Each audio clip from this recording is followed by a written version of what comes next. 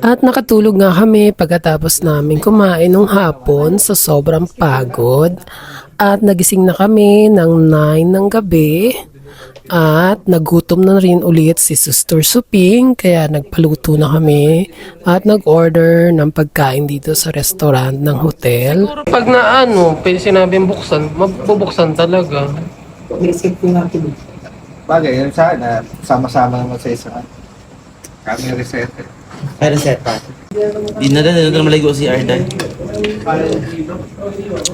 Ayan, kakain na ang mga contestant ng Amazing Race Philippines. Amazing Race papuntang Kuwait. Ayan si Sister Suping na panayreklamo kahit wala na nga tayong access sa mga ibang choice.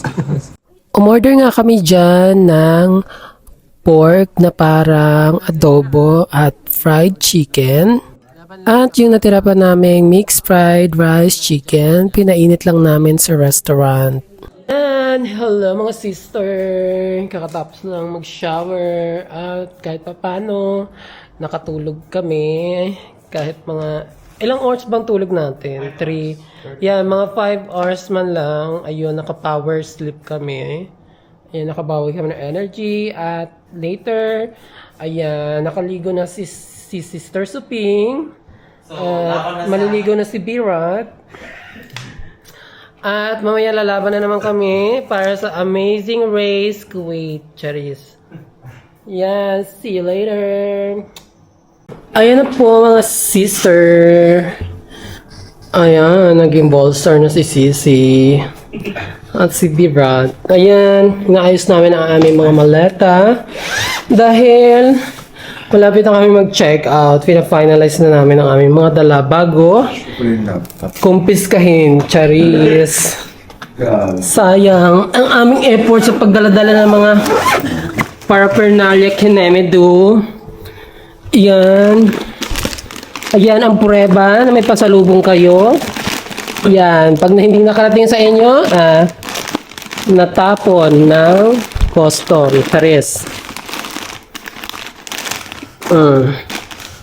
Ayan.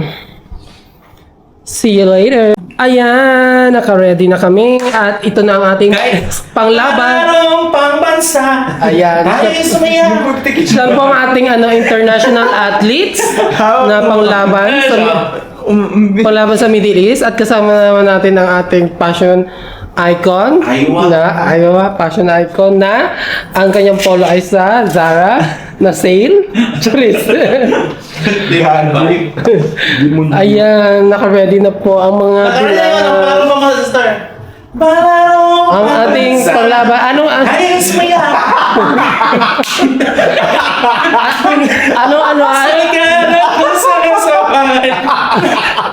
anong sports mo? Anong sports kang panglaban? Swimming. Ay, sumayaw! Sa Olympics. Ayan, malapit-lapit na kami pumunta sa airport para lumaban sa Amazing Race Kuwait. See you later! Ayan na si Sister Sophie. We are now at Sri Lanka Departure Airport. Meron daw?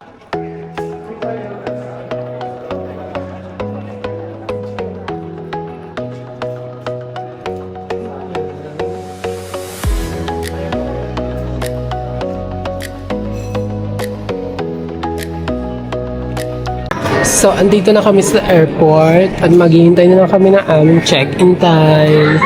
Yan, kasama ko pa rin ang mga kasama sa palarong pangbansa. Yan.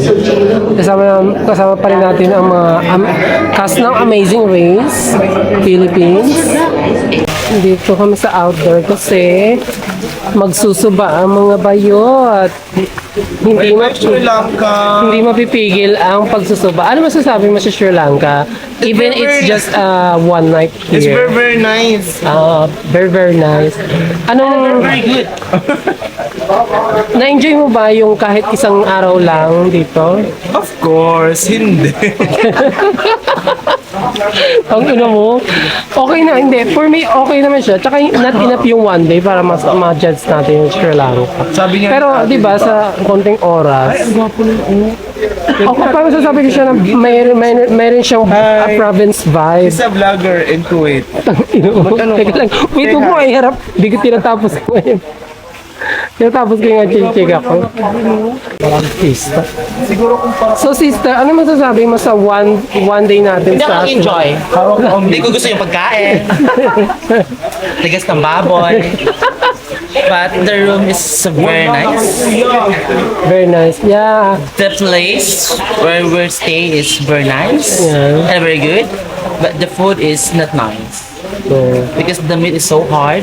The chicken is so hard. The chicken is not very good. Same as Diwata chicken. ayun nga hindi si Sister Suping kasi ay hindi siya masyadong ma-explore when it comes to cuisine, sa mga ibang cuisine. So, hindi niya masyadong gustuhan kasi nga syempre yung Sri Lankan, Buti pa kami ni Mama Aiko. syempre yung local food kasi nila dito is siya may pagkahawig sa Indian food yan. Pero okay naman siya for me kasi sa akin hindi siya ganoon ka-issue. Kasi mahilig naman ako mag-explore ng mga iba't ibang cuisine.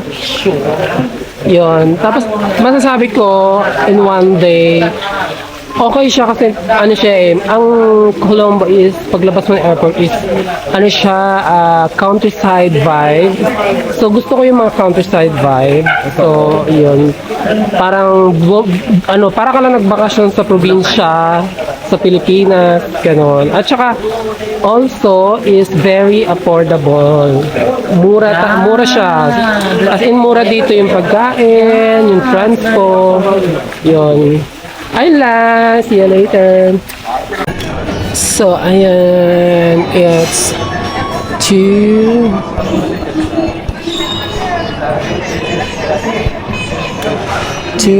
a.m. now here.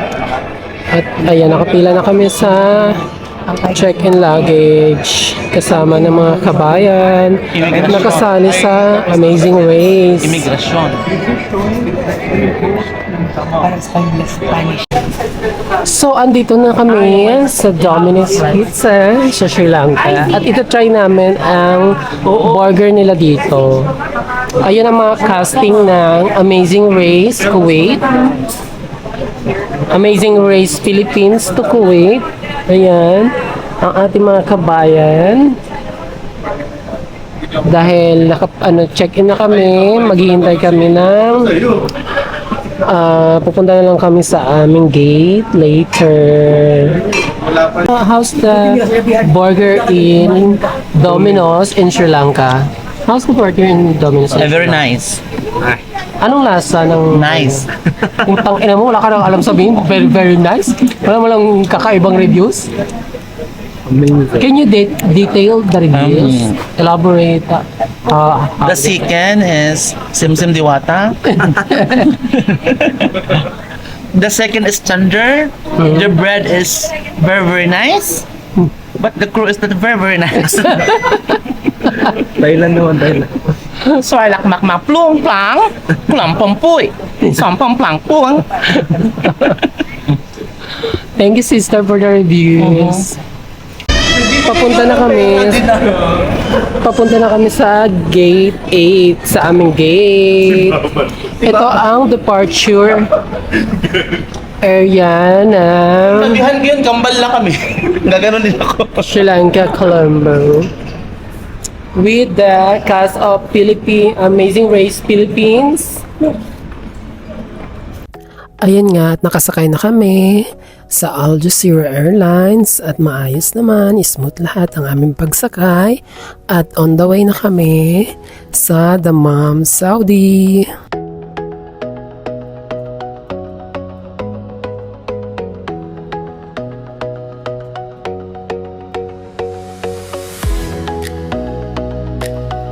So, hindi nga puno ang aming flight, kaya ayan, lumipat kami sa mga bakanting upuan para makapahinga kami later at makahiga.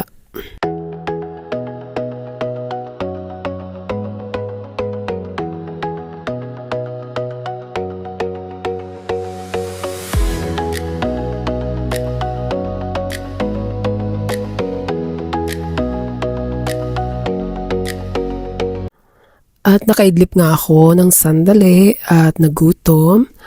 At binigyan niya ako ng kabayan ni ate ng cup noodles.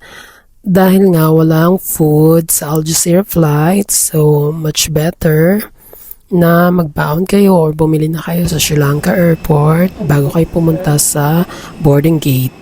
At thank you Lord at nakalapag nga kami safe and sound dito sa Dammam, Saudi Arabia. Ano natin? Fresh ka pa ba? Ang mga cast ng Amazing Race, Philippines. At pasakay na ulit. Sumakay na ako sa shuttle box. Buhay pa rin ang aming casting.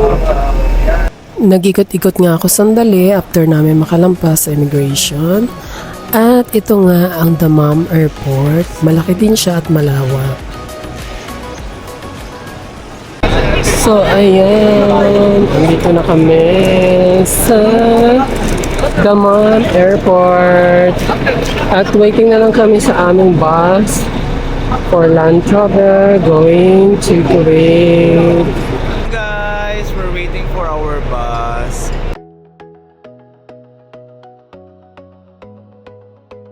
Ayan, lahat ng mga naghihintay dito ay papuntang Kuwait. Dito nga kami pinapunta at dito daw hihinto ang bus na magdadala sa amin sa Kuwait. Okay naman lahat at naging smooth naman ang aming visa upon arrival pagdating sa immigration. So ayan, sorry Lord. Ayan, nakasakay na rin kami sa wakas sa bus. Maganda naman yung bus. Comfortable. Meron pa ko ito. Nandito lang kami sa bus. Hello Ayan ang na. bus. Hello, mama. Hello sister. Hello, guys. Ayan, nakasakay na kami. Thanks God. Bumiyahe na nga kami at ayan ang mga tanawin sa bintana. Desierto. Maganda nga yung pre-invite nilang bus at komportable naman. Maluwag yung nasakyan namin bus dahil sa pangatlong bus na kami sumakay dahil nag-uunahan yung mga pasahero doon sa una at pangalawang bus. Ito nga yung aming pangalawang stopover para umihi sa mga naiihi pero may ihian naman at CR doon sa bus namin. At ito rin ay para makapag-unat-unat at stretch sa ngawit sa biyahe. At nabutan na nga kami dito ng sunset sa Dammam. So ayan, nandito na kami sa border ng Kuwait. At hinihintay na lang makalampas dito. So far naman is smooth ang aming pagdaan sa border ng Saudi. Ngayon, Kuwait na lang. Border ng Kuwait naman. Chine-check na nga lang ang mga bagahe namin dyan at pinapaamoy sa aso pagkatapos i-check ang aming civil ID at passport. So, ayan. Malapit na kami sa Mishra. Grabe, sobrang nakakapagod ang aming biyahe na to na 3 days trip, makabalik lang sa Kuwait and almost 9 hours bago kami makarating sa Mishra para sa aming drop-off. And thank you Lord dahil nakarating kami ulit ng safe at ligtas sa bansang Kuwait. Thank you for watching guys and see you in my next vlog. Babush!